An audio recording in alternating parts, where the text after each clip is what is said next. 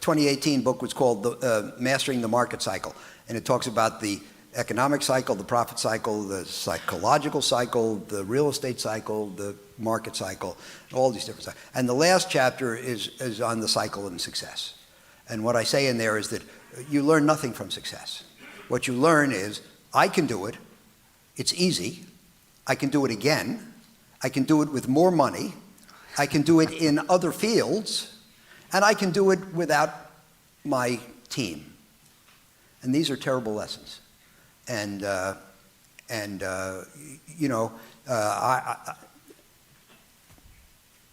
the day I came to work in September of 1969 at Citibank's research department, if you would have bought the Nifty 50 that day, which career-wise I did, and if you held it for 5 years, these were the greatest companies in America about which people believed, number one, nothing could ever go wrong, and number two, there was no price too high. If you held those stocks for 5 years, you lost over 90% of your money. And that was very educational. And what I took away from that was the conclusion that it's not what you buy, it's what you pay. And that success in investing doesn't come from buying good things, but from buying things well. And if you don't know the difference, you're in the wrong field. You read articles about all these hedge fund managers, and they say, you know, at 13, I invested my bar mitzvah money, you know? and that's the furthest thing from true about me. I didn't know what I wanted to do, but I picked business school because it was 2 years and law school was 3. In there is that you look at the Fed. The Fed, I think, has between 200 and 400 PhD economists on the payroll. Not only can they not predict the economy, and by the way, they kind of lost it on transitory, but they can't even predict their own action. Perhaps John Kenneth Galbraith said it best. He said we have two kinds of forecasters, the ones who don't know and the ones who don't know they don't know. That there are two reasons why people sell things, because they go up or because they go down. If they go up, they sell them because they're afraid that if they don't sell them, they'll go down and they'll kick themselves. And if they go down, they sell them because they're afraid that if they don't sell them, they'll go down more and they'll kick themselves. So an amazing amount of energy is expended by investors trying to avoid having to kick yourself, which is to say, trying to avoid regret. And, you know, a tremendous amount of investing is about avoiding regret. But you shouldn't sell things because they're up, and you shouldn't sell things because they're down. There's only one good, well, there's a couple of good reasons. One is that you think the risks have increased. Another is you think that the return prospects are not as good as they had been. Another is that you think the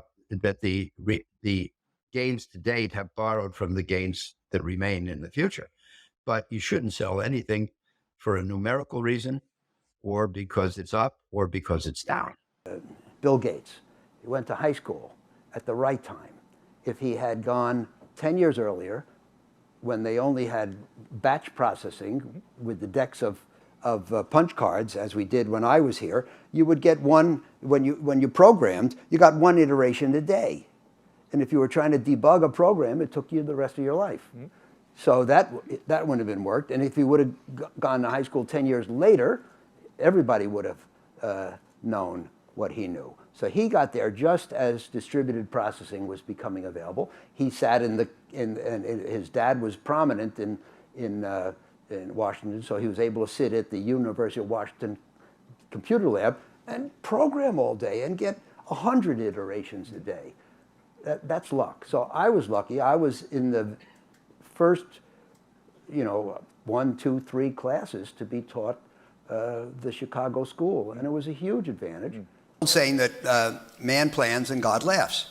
You don't ever know for sure what the right course is, and you don't know what to hope for. And you kind of have to roll with it, don't you, Bob? And I think the great philosopher Shaquille O'Neal was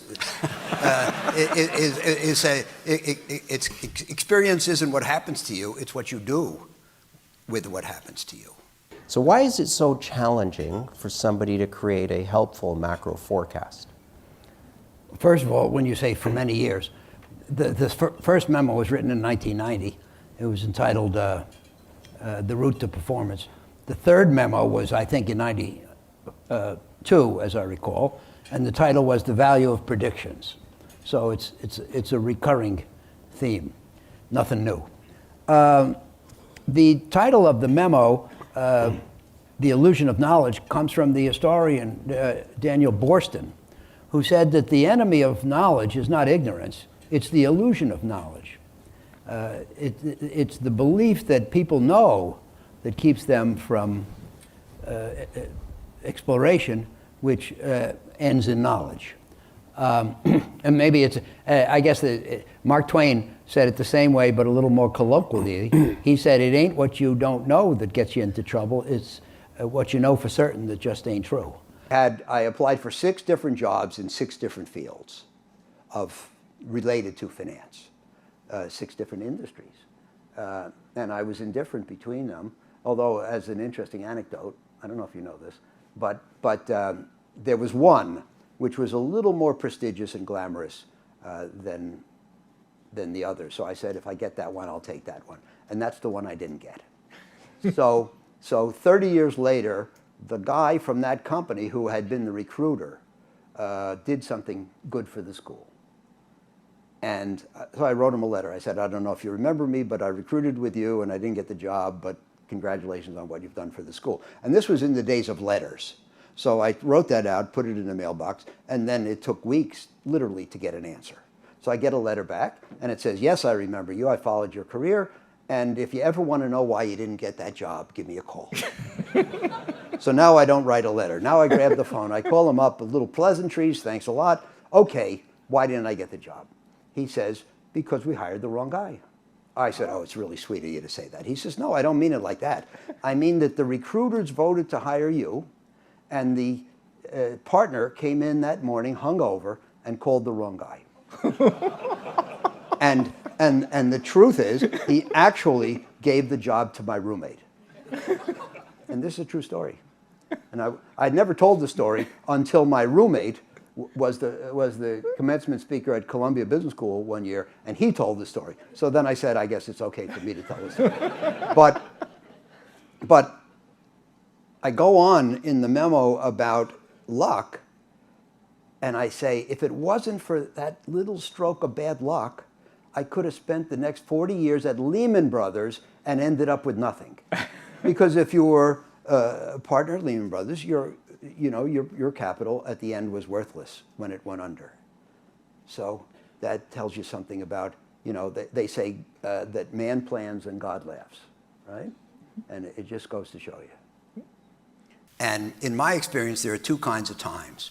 There's the times when you know what's going to happen in the coming 10 years, and the times when it's uncertain. And the main difference is that the first time, you're wrong. If you think you know what's going to happen, you're wrong. And that's kind of what my experience showed. And, I wrote a memo in October called The Illusion of Knowledge. And I quoted the historian Daniel Boorstin, who said that the enemy of knowledge is not ignorance, it's the illusion of knowledge. When people believe they know and present themselves as knowing, it interferes with exploration. I happen to have written a memo in November, I believe, entitled, What Really Matters? And first, I talk about a bunch of things that, in my opinion, don't matter. Short-term events, short-term trading, short-term performance, volatility, hyperactivity. These are things that don't matter, that don't add to your long-term success, and that you shouldn't emphasize. But of course, these are the things that most people spend all their time on. You go into a committee, I've been on a lot of investment committees for nonprofits, and you go into the meeting and they spend the first 45 minutes discussing the performance in the last quarter. Why? It's over. There's nothing you can do about it. Well, you might say there's stuff you can figure out to do in the future. Yeah, but you almost never see anybody taking any strong action based on what happened last quarter, changing their portfolio. Most people never change their portfolio wholesale. They spend 45 minutes because they think it's their job. Well, why is it your job? Well, I'm a fiduciary. You got to care. Well, yeah, but it's over. You know, there was a great quote from a guy named Ian Wilson, who was head of GE, one of my favorites nowadays. He said something like, there is no degree of sophistication that you will get around the fact that all your knowledge is with regard to the past and all your decisions are with regard to the future. So studying the past as a way of figuring out what you could do in the future has severe limitations. And I would rather go with fundamentals. I'd rather say, which companies can I buy a piece of that will become more valuable over the years and decades? And which companies can I lend money to that have the highest probability of paying me back? You make investment decisions with regard to companies and properties based on forecasts of earnings, primarily. You know, there's a lot else, but it's subsumed under earnings, cash flow, and so forth. Don't you need a macro forecast to be able to predict earnings for a company? And I say, aha, that's it. You got me. Because you do. We have to make forecasts of earnings for companies, but we can't rely on macro forecasts. It's a great challenge. The answer is, in my opinion, that we make what I call neutral forecasts with regard to the macro, which is essentially we predict that the macro will be like it always has been on average. I know that's probably wrong, but I don't think I can improve upon it. If I predict, the U.S. economy's grown at a little under 2% a year for a long time now. I can predict 3 or I can predict 1. I'm probably wrong. It's probably going to be 2. Now, if I predict 3 and I'm right, I'm going to make more money than other people. If I predict 1 and I'm right, I'm going to make more money than other people. But most of the time it's going to be 2, and the predictions of 1 and 3 are going to be fruitless. So we make a neutral assumption. This is especially important, I think, if you look at a company or a property or an asset where the decision to buy it would have to be predicated on a non-neutral forecast. Well, now you've bet your outcome on whether that non-neutral forecast is right. And we don't want to do that. We don't bet on forecasts. One of the Oaktree runs according to an investment philosophy which has 6 tenets, one of which is that our decisions are not predicated on macro forecasts. I guess one way to sum it up is, where are all the rich macro forecasters? We have people who are famous for doing very good investing, from Peter Lynch to Warren Buffett, and not only did they not get famous from macro forecasts, but they mostly rail against macro forecasts, and we don't have that many people who got famous or rich from macro forecasting. Nothing in our business can be turned into rules. People come up with rules all the time.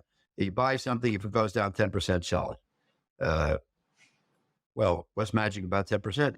You might have a lot of things that are going to go down 10 and then up 200. Maybe it should be 20. Well, maybe you'll have a lot of things that'll go down 20 and then up 400. So I don't believe in rules. And what you really have to do is you take your position.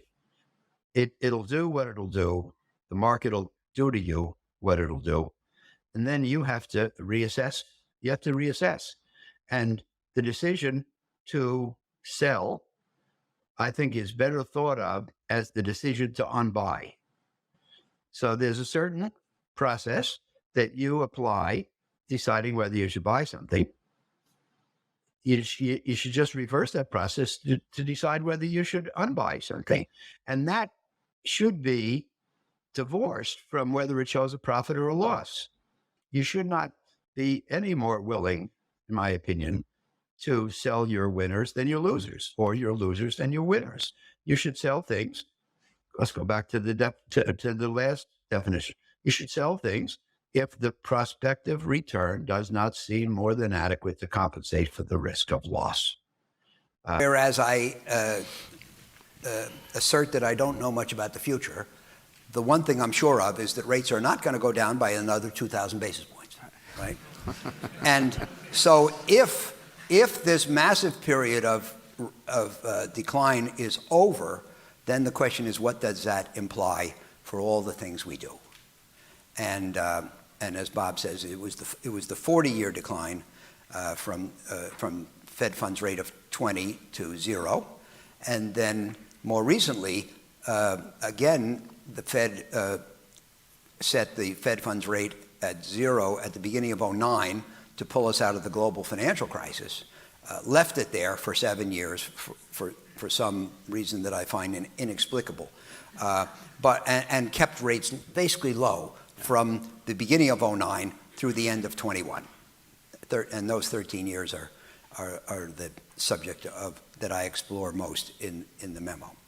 And of course, this was facilitated by the fact that despite the high level of stimulus from the 0 rates and quantitative easing and the resulting decline of unemployment, we still didn't have inflation in that period, which permitted the Fed to maintain that regime of low interest rates.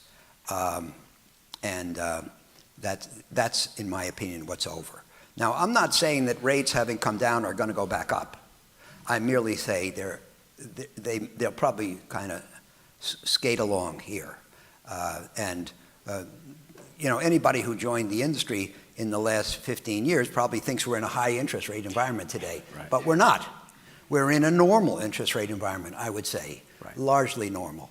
And I think so one of the tenets of Oaktree's investment philosophy is that we don't predicate our investments on macro forecasts. We don't believe in macro forecasts, especially our own. And so we try, but interestingly, you have to have some thought about the macro environment in order to make a prediction, and you have to predict earnings, cash flows, whatever it might be, in order to be able to buy an asset. So. But the answer is that we make neutral assumptions. And today, I think the neutral assumption is that rates stay where they are.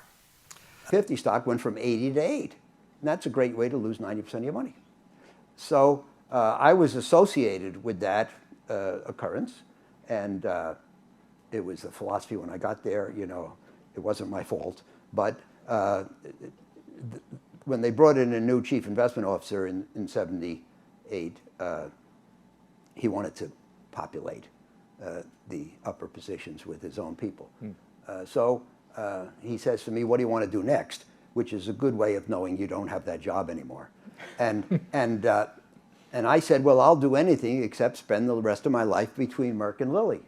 I learned that at the University of Chicago, that it's not much of a pastime. And he says to me, "I want you to go to the bond department," which was Siberia in those days, "and I want you to start a convertible bond fund." This is early 78, so I made the change in May of 78. Interestingly, as head of research, which it was his job I got when I was 29, I had 75 people working for me, a $5 million budget, when that was a lot of money, and I was a member of the bank's 5 most senior investment committees. Now I change jobs. I become a portfolio manager for the convertible bond fund. I have nobody reporting to me. I have no budget. I have no committee memberships. And can you say I was happy as a pig in shit? Sure. Okay. I was ecstatic because in the head of research job, my job was to know 2 sentences on 400 companies, the epitome of superficial. In this job, all I had to do was know more than anybody else on 20 companies. And it was much more rewarding. So I think that's informative. Some people are suited for senior, I'll say, bureaucratic positions, and some are not. And it's desirable to figure out in advance what positions you aspire to. But I went to the bond department. I started in. I think I was managing $15 million at the beginning. That's what they allocated to my fund for converts. And then a few months later, I got the call that changed my life from the head of the bond department. And he said, there's some guy named Milken or something out in California, and he deals in something called high yield bonds. Do you think you can figure out what that means? A client had asked for a high yield bond fund. So I went into that. Again, Malcolm Gladwell, that was the year that the high yield bond business was created, 77, 78. Before that period, there was no such thing as issuing a bond with a non-investment grade rating. So it had to be AAA, AA, single A, or triple B, or you couldn't issue it. By definition, a highly levered company could not issue bonds. And the big innovation of Milken and others was to say bonds should be issuable as long as, even if they're from poor quality companies, as long as the promised return is compensatory. And so we shifted from this is bad, this is good, kind of investing, to you can invest in anything as long as the return potential justifies it. So what I said at the time is that investing is not a matter of buying good things, but of buying things well. And if you don't know the difference, you're in trouble. And it's not what you buy, it's what you pay that determines whether or not you'll be successful. A certain thing bought at a high price may be very unsuccessful. A certain bought at low enough price, it could be tremendously successful. That was the essence of the thinking with high yield bonds. These are the bonds of America's worst companies, certainly the worst public companies. But you could make money steadily and safely if they promised a fair rate of interest and you held them and you selected carefully and diversified your portfolio. Be a permanent yield curve control policy. And to your point about impermanence, I mean, nothing seems to last forever. What are your thoughts, if any, on Japan and the yield curve management today and how that might affect their U.S. Treasury holdings, the markets worldwide, just any impact you might see from that change? First of all, I'm not an expert on Japan or the Japanese market and economy. And secondly, I'm not an expert on yield curve control. I am basically skeptical of the power of governments to make things happen in the economy. I mean, you can do it in the short run. And, we've seen the Fed, for example, rescue us from the global financial crisis and then again from the pandemic through quantitative easing and other means. But I think the way I think of it, Trey, is it's kind of like a water spout in the ocean. I often think in terms of pictures. So a water spout, column of water, a big ball at the top. And the strength of the column of water keeps the ball up in the air, 100 feet above the sea level. It only works as long as you're pumping water. And you can't, the government, the Fed, cannot take us to a permanently higher level if they stop taking their actions.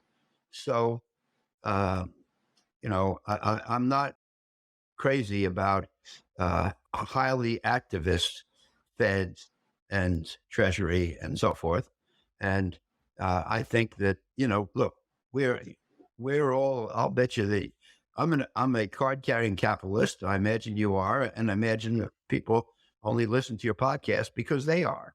And what capitalists believe is that the free market is the best allocator of resources. And when we look around at governments, whether it be, Cuba or Russia or Vietnam, we say the government can't run an economy as well as an economy can run itself if left alone. Okay. So that means for me that I would rather see the regulators keep their hands off the economy. Now, once in a while, if the economy gets going too hot, we have to cool it off with interest rate increases, among other things, to slow down the economy, because the overeating economy is producing undesirable inflation. And when the economy goes too slow and it's not creating jobs for Americans anymore, we have to give it some stimulus to get it back into job creation mode when it's too cold. In between, I'd like to leave it alone. I don't think that there's anything smart for me to do in the market every day or every week or maybe even every month And I don't think there's something smart for the Fed to do every day, week, or month. So I'd rather keep my hands to myself. And back when automation was being added to the picture in the States, maybe 20 years ago in big ways, people used to talk about the factory of the future, which would have one man and one dog. And it was the dog's job to keep the man from touching the equipment, and it was the man's job to feed the dog. And I think that's kind of the Fed that I would like to have, where the Fed keeps its hands off the machinery most of the time. And so back to Japan, can they really make the economy or the interest, the yield curve, what they want it to be on a permanent basis? I don't know. But I like the old-fashioned kind of free markets better. Private equity and leverage buyouts really started for real in 1985 because Michael Milken would raise money for would-be buyers of companies that enabled small companies to buy big companies. Before, when low-rated debt was not issuable, only big companies could acquire small companies. But if you could borrow 95 or 96% of the purchase price, a small company or an individual could buy a big company. And that was a big change in the world. So that was created in roughly 85 was the real seminal moment for that. And by 1990 or 91, most of the iconic buyouts of the 80s were bankrupt, because the answer is you can't get through the low spots if you only have 4 or 5% equity. And they were crushed by their debt service requirements at a time when their business went off because we had a recession. So the funds that we formed and that Bruce managed in 1990 had IRRs, if you know what that is. It's the common but flawed method for measuring the performance of closed-end investment funds. 45% a year gross return, not using any leverage. That's a pretty good accomplishment.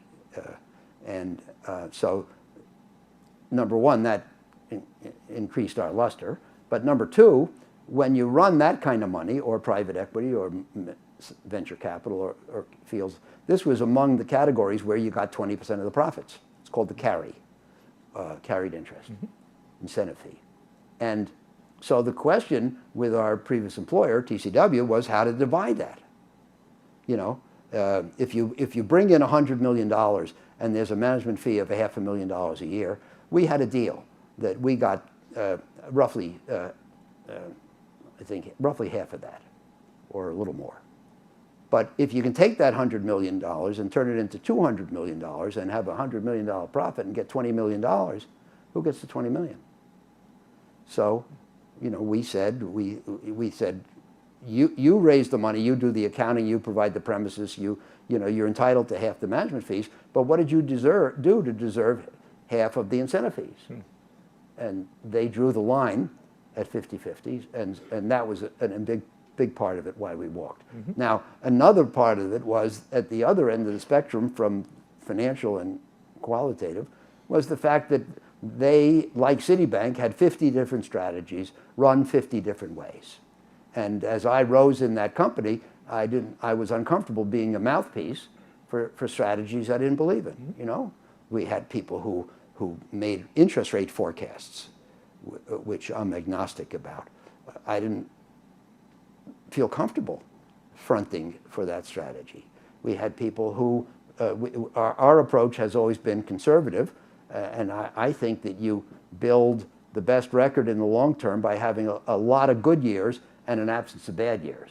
But there were people who swung for the fences every day.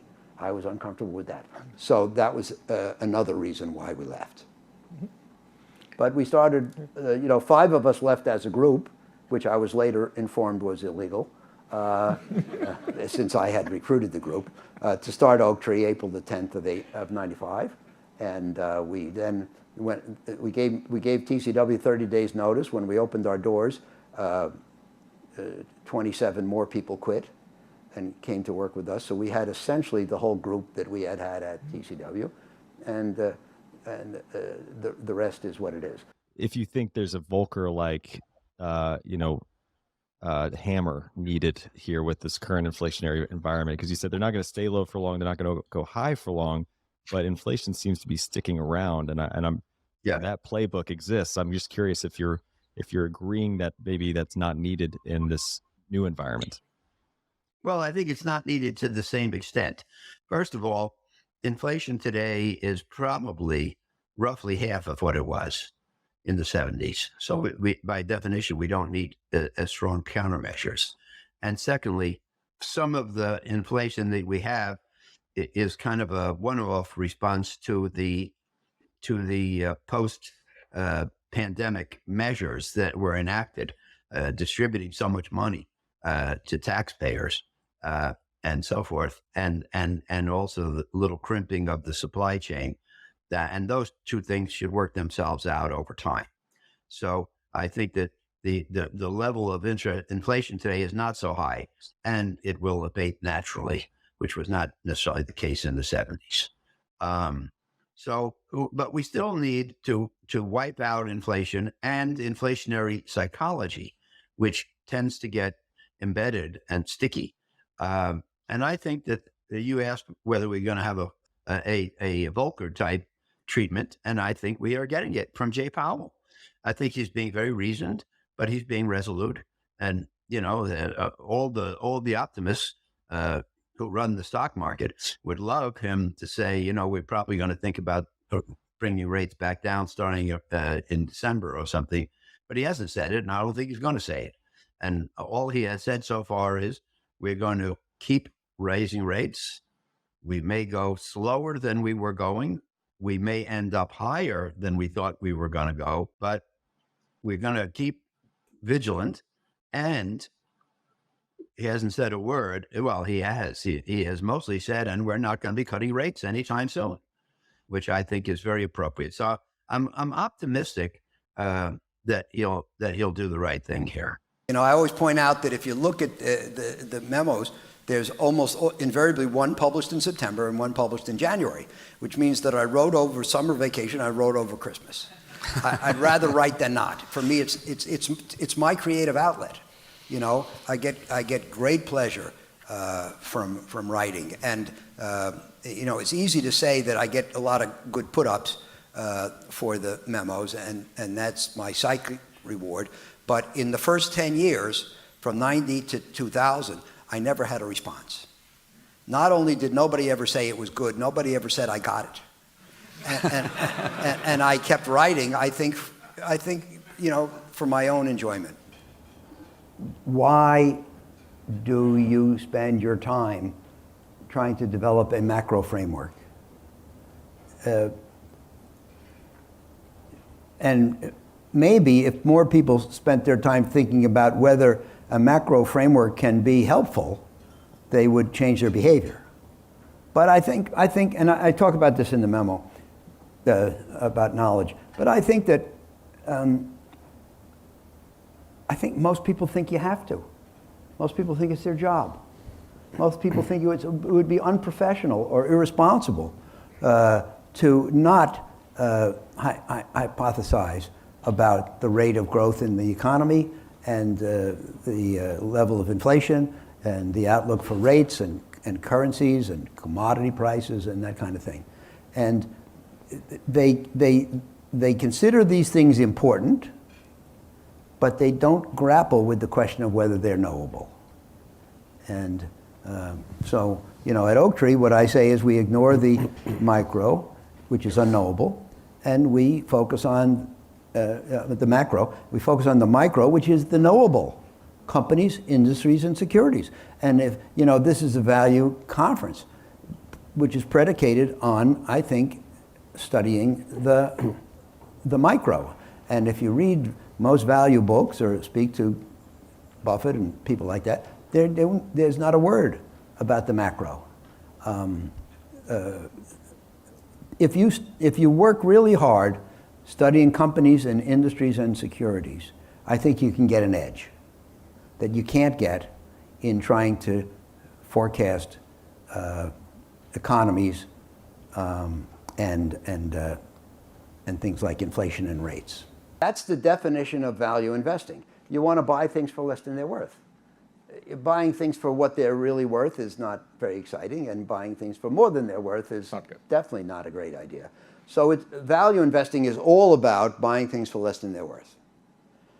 And I hasten to point out that that sounds like a reasonable way to spend your life and a reasonable goal. The challenge is that it requires assistance from somebody else who's willing to sell things for less than they're worth. And that doesn't seem such a great idea.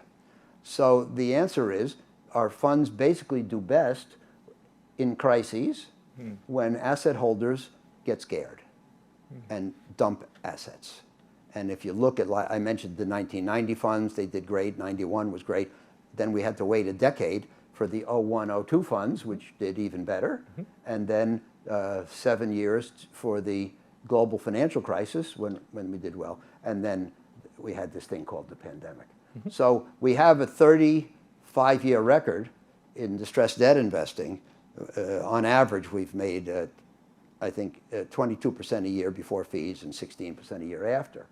But the returns in the non-crisis years are pedestrian, but the returns on the funds that were formed and invested during the crisis years, which was only 6 years out of the 35, pulls up the average substantially to 22 gross. So going back to say 2000. Oh, no, but the question, no, I skipped the part of the question. So you buy things that for what you think is less than they're worth. What makes you think so? Yeah.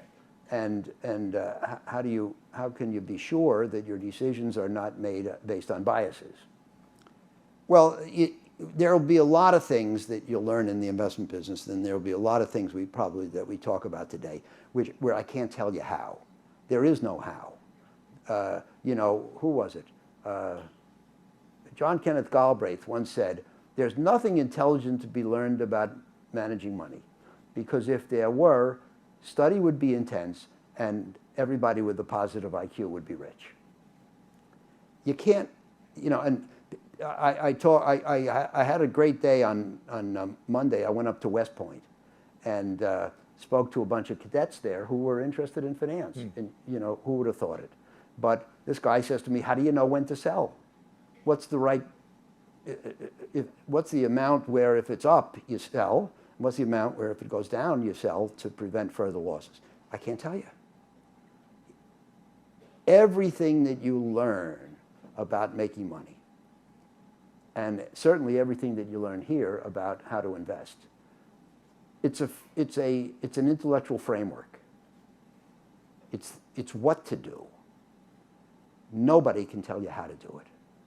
And you can try to sharpen your focus and think about things in better and worse ways. But I created a concept called second level thinking, which is thinking different from the herd, deeper, hopefully more sophisticated, but also better. If you think different but worse, you have a problem. So second level thinking, you have to think different and better. And in my first book, which is called The Most Important Thing, I have 20 chapters. Each chapter says the most important thing is, and then it's a different thing. Because in investing, there is no one most important thing. There are many, many things that are very important. But the first chapter says the most important thing is second level thinking. But I say in there, and people ask me all the time, can you learn to be a second level thinker? And I say, I don't know, but I'm a little cautious on the subject. And I said, it's like in basketball, they say you can't coach height. All the coaching in the world will not make your players taller. And it's true. And so there are certain requirements for being a successful investor, one of which is the ability to be a second level thinker, and another is the ability to be unemotional. Can you teach these things? And the answer is, I don't know. I can explain to you why it's important, but I don't know if I can produce it in you. It all comes down in the end to insight. Do you have it or don't you have it? And I don't know if people who don't have it can be made to have it. I think because a lot of it is an art form. We see the future, and the only way to think about our whole industry is based on forecasts. I don't believe in macro forecasts. Economy, market, currency, commodity, interest rates. Unpredictable. There's a real dearth of people out there who got rich by making macro forecasts and investing on that basis. But we all have to think about the future. We all operate in the future. One of my favorite quotes is from Ian Wilson, who ran General Electric, who said, "All the sophistication in the world will not get you around the fact that everything you know is about the past and all your decisions are with regard to the future." But we have to deal with the future. And I think we have to deal with the future as a probability distribution. So the environment of borrowing money and buying assets, the low interest rate period, seems to be reversing. So what is the opposite of that? What is the sea change we are entering into that you're foreseeing? Trey, I'd rather not say reverse, because that implies that we're saying rates went down and now they're going to go up. I think I would say they went down and now they're going to kind of hang around at this level. I'm not predicting that they're going to go back up. And in fact, you look at the Fed funds rate, which is 4.75 today. I'll bet you in a year and a half it'll be lower. The rates are high today to fight inflation. I don't think they're going to stay this high or get higher. But if rates are through coming down, well, two things. Number one, they're through coming down.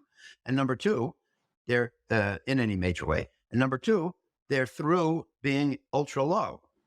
The Fed reduced the Fed funds rate to zero at the beginning of 2009 to rescue us from the global financial crisis.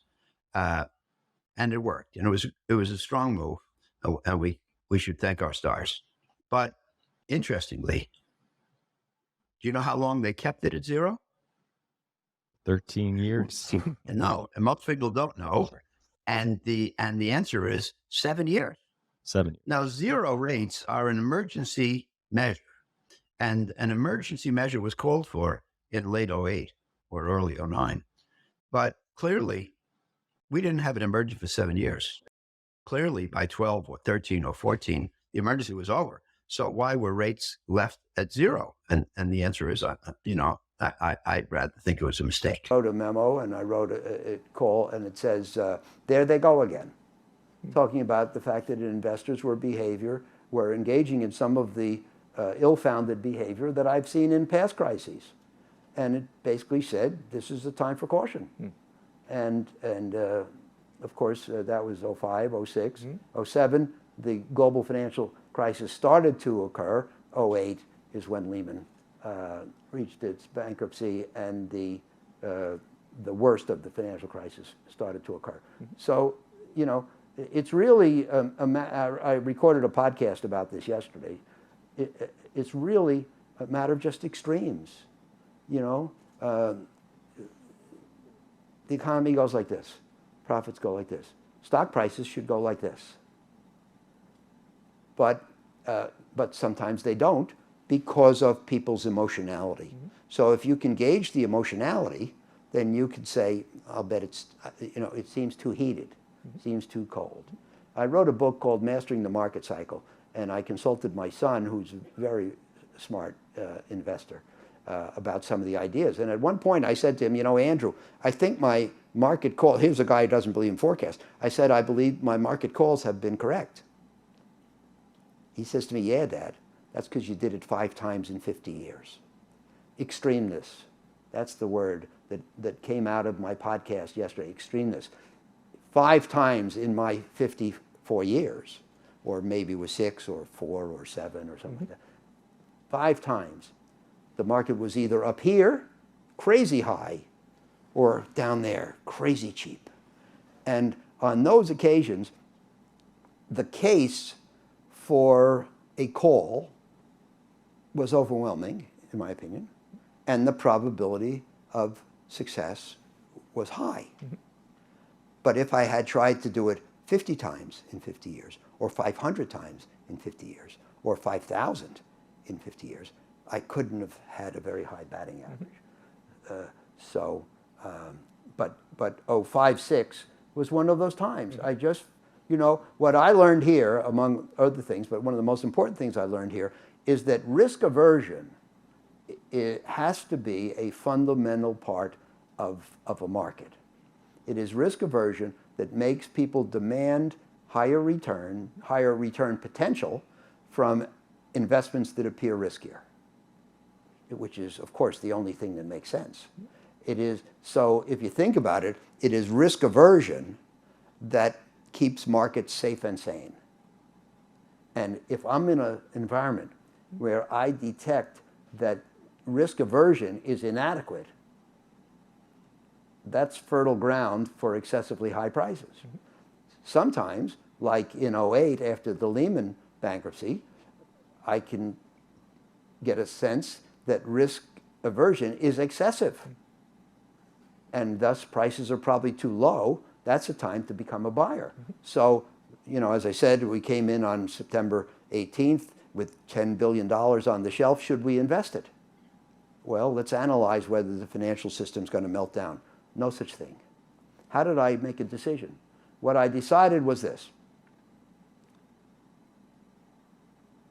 It's hard to predict the end of the world. It's never happened before. And so you don't have a very good decision-making system. It's hard to do so and assert a high probability that you're right. It's hard to, if you make a prediction that the world's going to melt down, it's hard to know what to do about it. What do? How are you going to live? Are you going to walk around with a gold bar and peel off a little to buy the stuff you need? And it's hard to act on it. And most of the time, the world doesn't end. I'm patient about expecting things to happen. I think I sometimes know what's going to happen, but I'm prudent enough to know it's not going to happen on my timetable. And I would say mature enough to know that things are always going to change.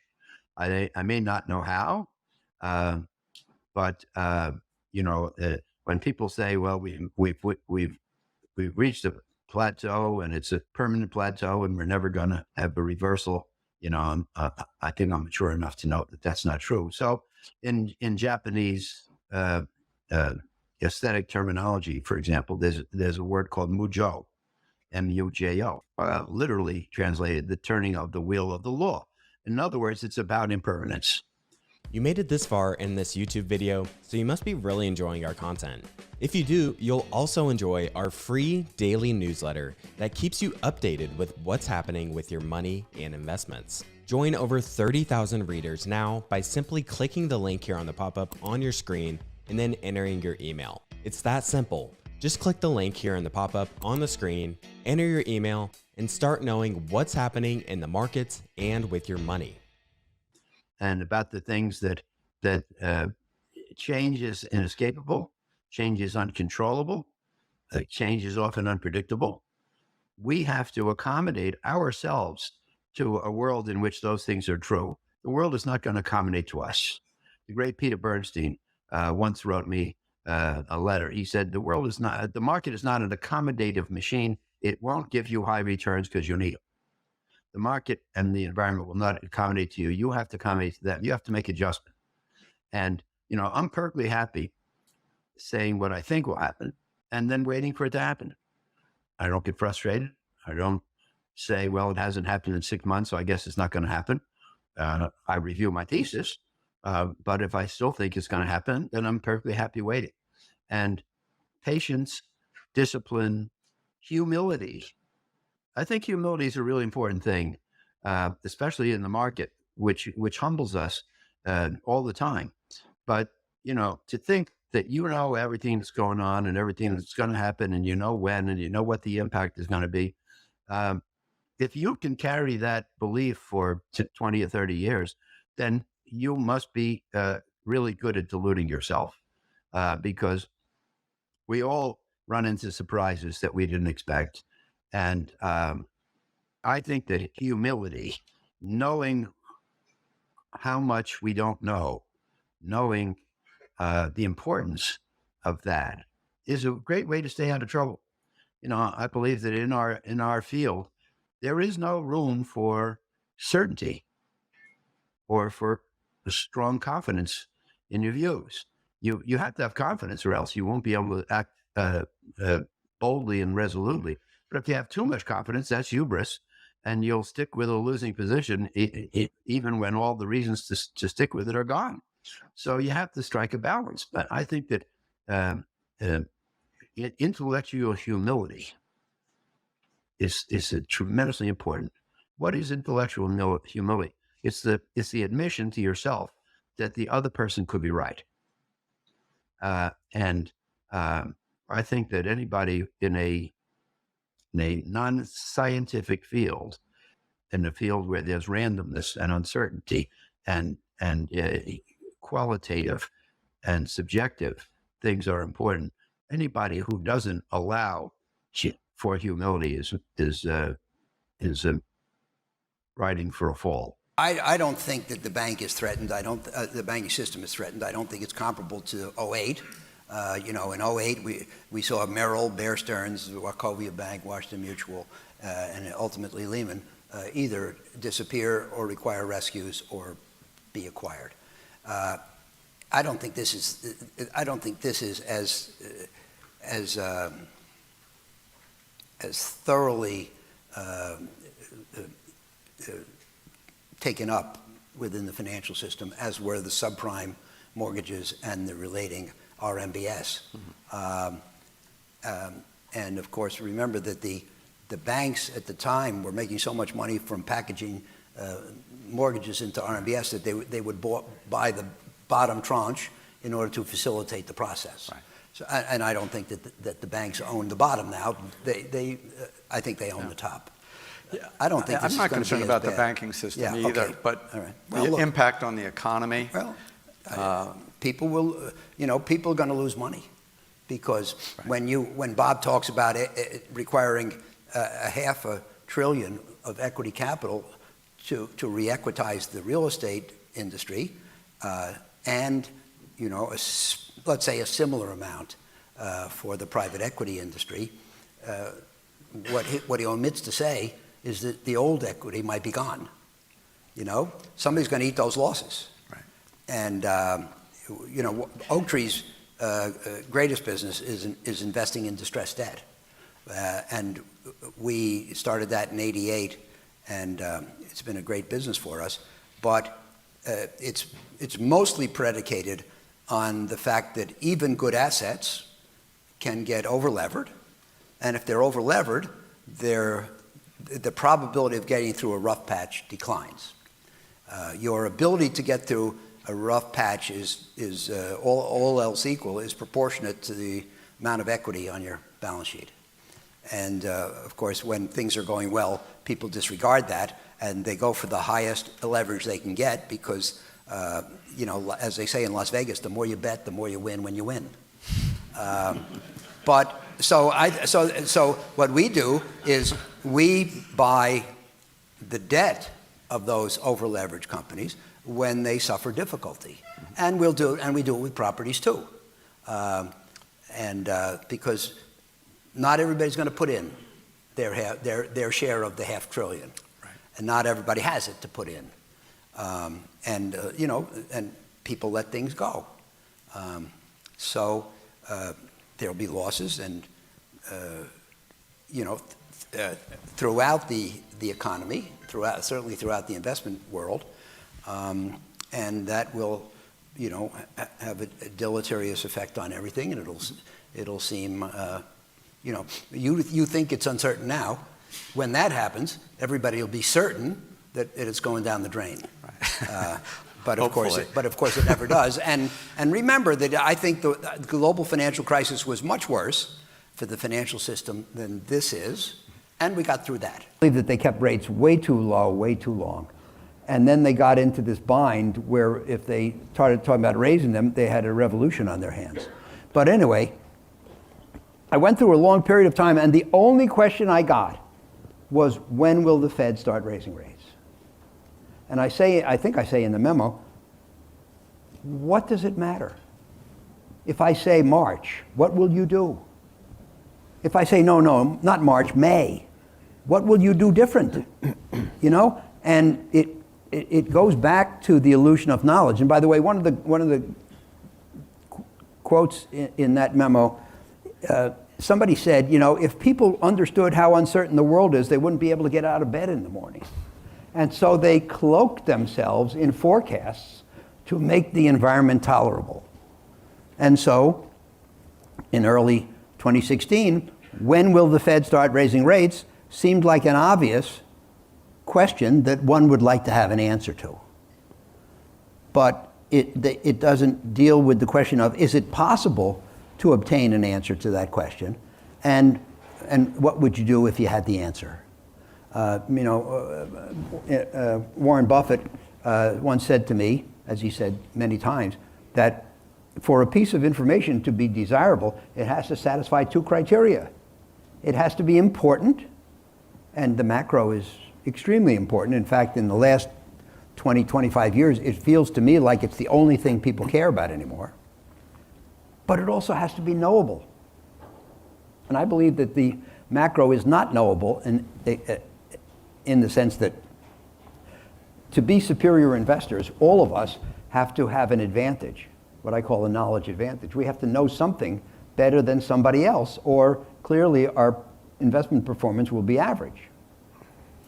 But I don't think it's possible to know more than others about the macro. And consequently, I don't think that trading, which is in response to expectations regarding short-term events, I don't think it can be successful. And so I start the memo by talking about 5 things that I think don't matter.